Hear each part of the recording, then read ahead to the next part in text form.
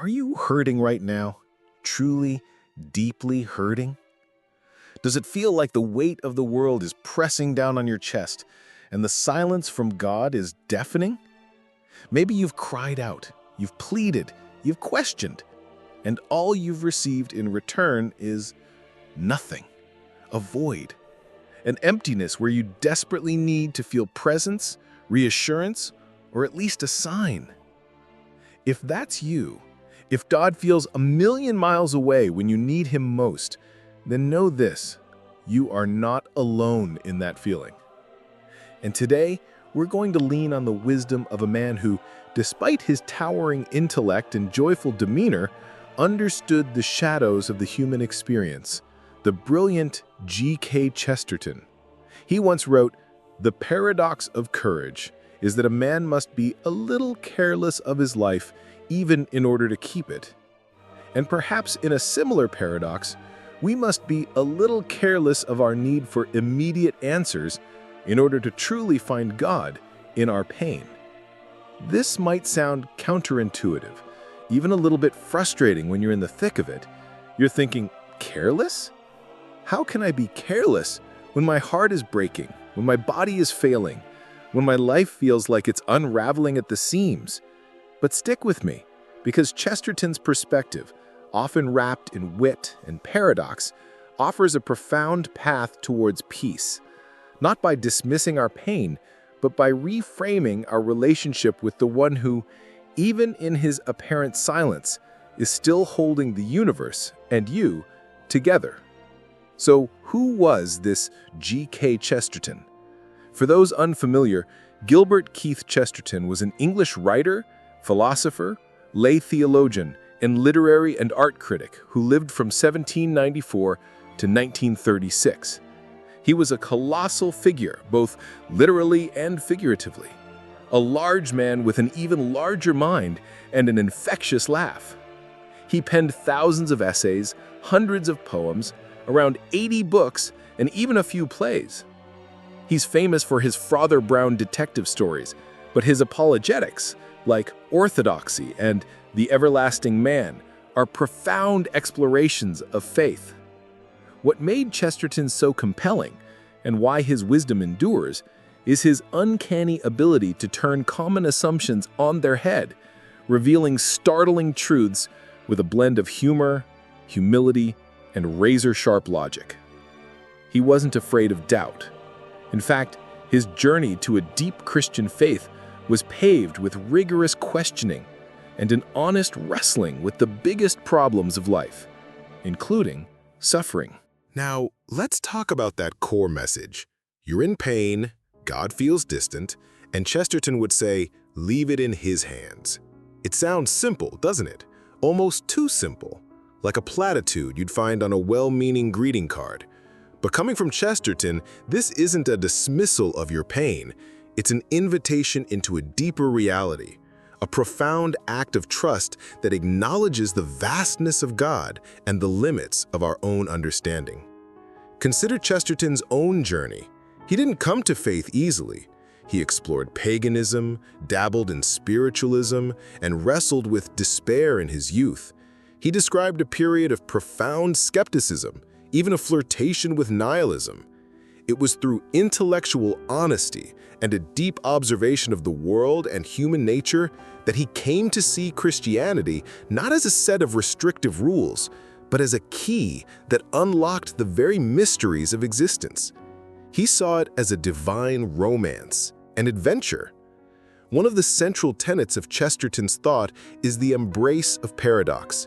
He believed that many of the deepest truths lie in apparent contradictions.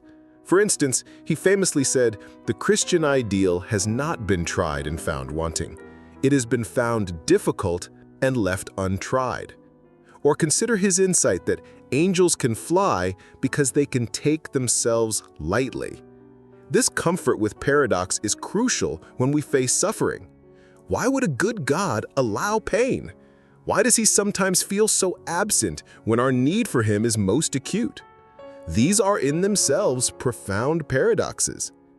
Chesterton wouldn't offer easy answers to these questions. He wouldn't try to explain away your suffering with neat theological formulas.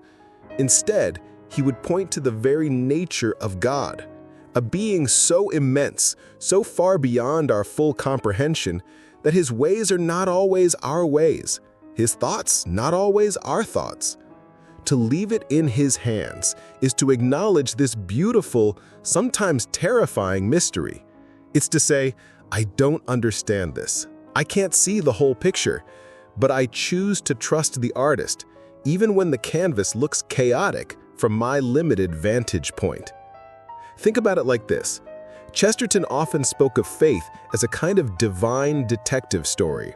We are given clues, glimpses of a larger narrative, but we rarely see the whole plot unfold at once.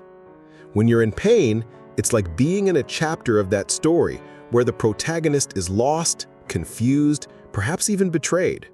From inside that chapter, it's impossible to see how this particular hardship will contribute to the grander, redemptive arc of the entire novel. But the author knows. The author has a plan. Leaving it in his hands means trusting that the author is good, even when the current chapter is harrowing. Chesterton also had a profound sense of gratitude, a wonder at the sheer fact of existence.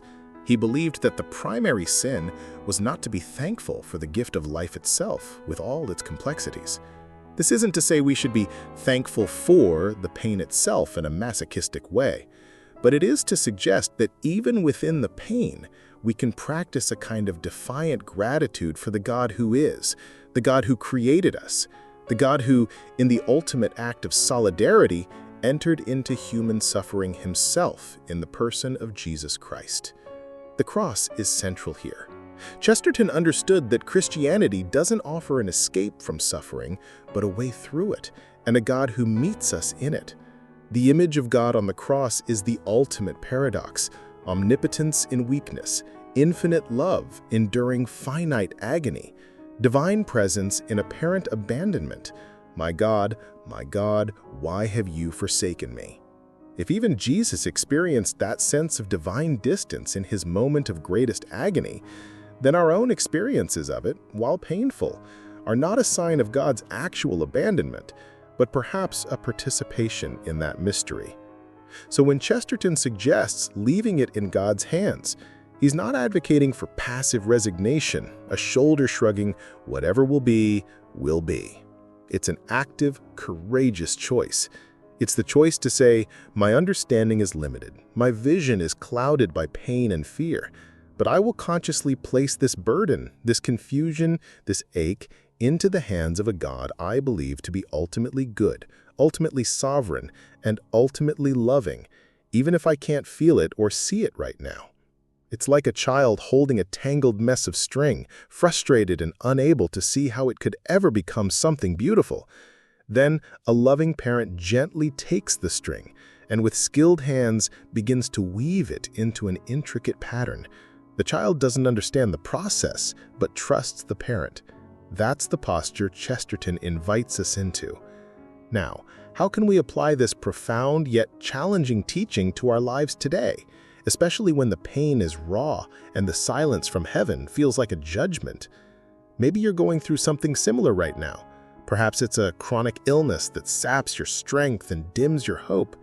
Maybe it's the loss of a loved one, leaving a gaping hole in your heart that nothing seems to fill. It could be a financial crisis, a betrayal by someone you trusted, a deep spiritual dryness, or the overwhelming anxiety of an uncertain future. In these moments, intellectual arguments about God's goodness can feel hollow. First, acknowledge the mystery.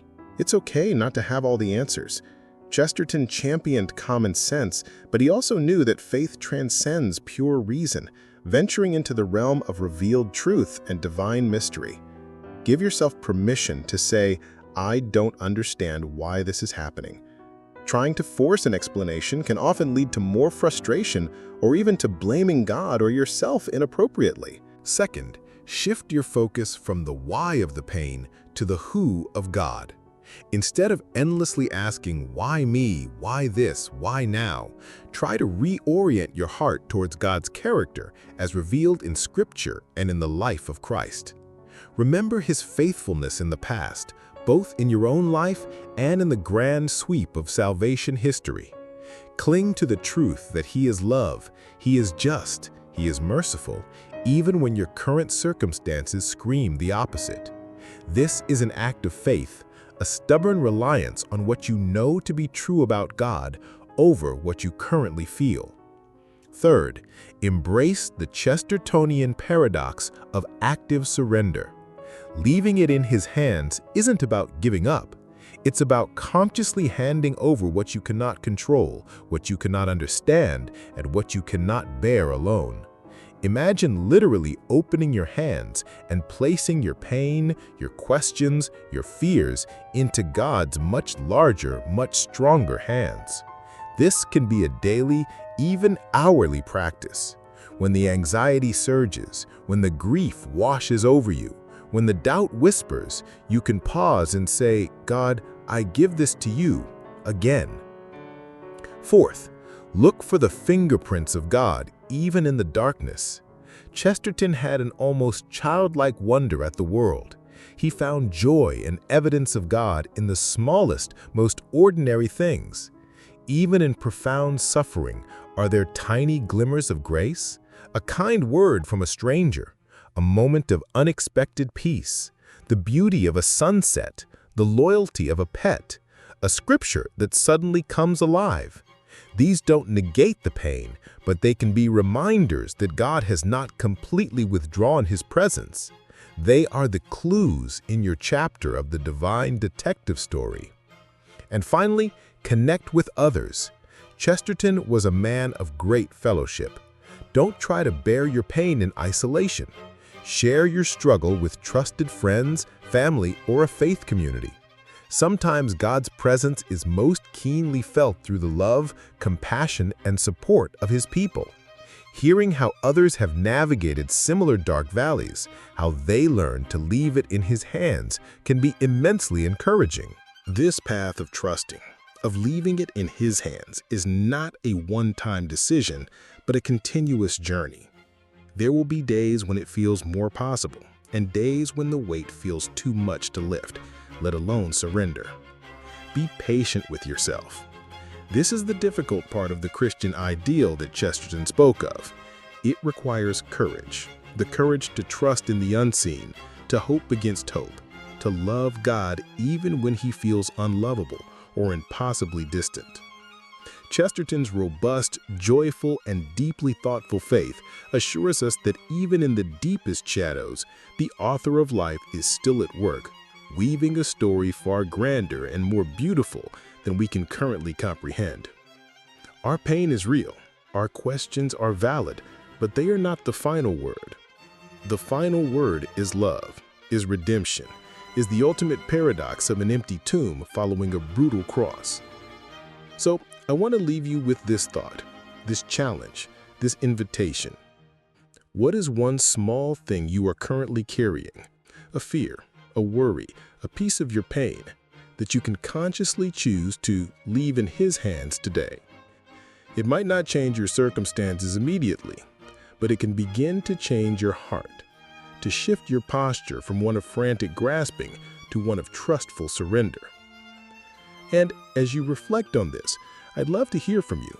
What part of Chesterton's wisdom resonates most deeply with your experience of pain or God's perceived distance? Have there been times in your life where choosing to leave it in His hands made a tangible difference, even if you didn't understand everything? Share your thoughts, your struggles, and your moments of grace in the comments below. Your story, your insight, might be the very encouragement someone else needs to hear today as they navigate their own difficult chapter. Let's learn from each other how to walk this path of courageous trust. Thank you for joining me in exploring this profound yet practical wisdom from G.K. Chesterton. May you find strength, comfort, and a renewed sense of hope as you learn to rest, even in your pain, in the capable and loving hands of God.